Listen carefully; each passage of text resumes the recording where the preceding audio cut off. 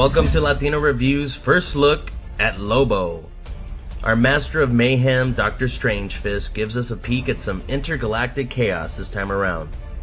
As comic book movies continue to enjoy mainstream success, film studios dig deeper and deeper into comic company vaults in search of lesser-known characters and properties. Warner Brothers and writer Angel Dean Lopez have unearthed one such character, DC Comics' interstellar bounty hunter, Lobo. A violent anti-hero, Lobo originally emerged in the 80s and enjoyed some popularity during the boom of grittier, more adult-oriented comics in that decade and in the 90s. With darker approaches to comic book adaptations being more popular than ever in the wake of The Dark Knight's massive success, Lobo certainly seems ripe for the picking. Let's see what Lopez and revisers Gerald Brown and Don Payne have to offer. The script begins with an ending, the ending of a civilization. In the post-apocalyptic remains of a city on planet Czarnian, a search party finds a lone survivor, an abandoned infant. The patrol is deeply moved by the discovery, but when the baby nearly bites off the finger of one of its rescuers, it is cast back into the ruins and left for dead. But this devilish ankle-biter is destined to survive, as he is to become our anti-hero, Lobo. Fast forward to 532 years later. The tiny infant has matured into an infamous and merciless bounty hunter, and is a prisoner of the Galactic Empire. We learn that 4 other convicts have recently escaped from a prison ship, and that next to Lobo himself, these 4 are the most dangerous criminals in the galaxy. These 4 villains have learned the location of a powerful object that can be used as a devastating weapon, and have set out to look for it.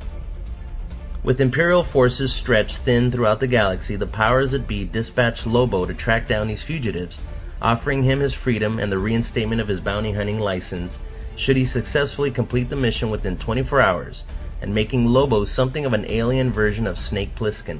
The twist is that the location of the object the 4 convicts are looking for, and the planet where Lobo will be hunting them down, is none other than Earth. Here things take a drastic turn for the mundane to small-town Middleton, Indiana, where we meet rebellious, vaguely punkish high school teen, Kayla McKee. She's a classic angst-filled outcast type who longs to escape her small town and go on to bigger things, but she could never have foreseen what's in store for her. Kayla possesses a necklace left to her by her absent birth father, a metal sphere with a mysterious inscription. This necklace is the key to uncovering the object the fugitives are seeking, and they eventually find their way to Kayla. They arrive at her house at almost the same time as Lobo. A firefight ensues, but the villains escape with Kayla's stepfather as a hostage, mistaking him for Kayla's birth father, the man they are after.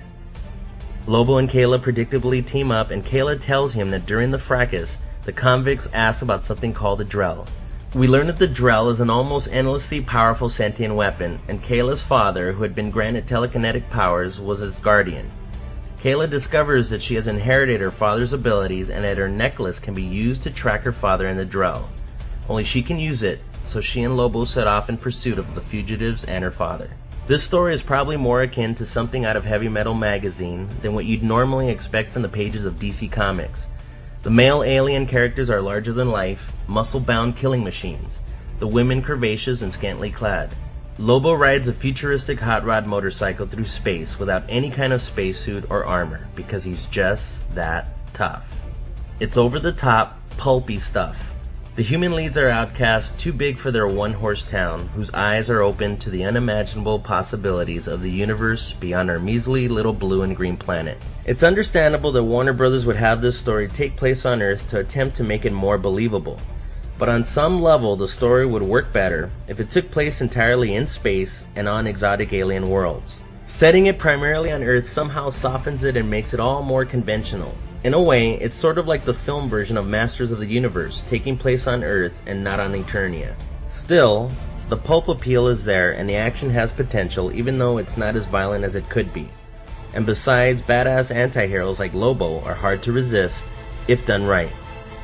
This has been Latino Review's first look at Lobo.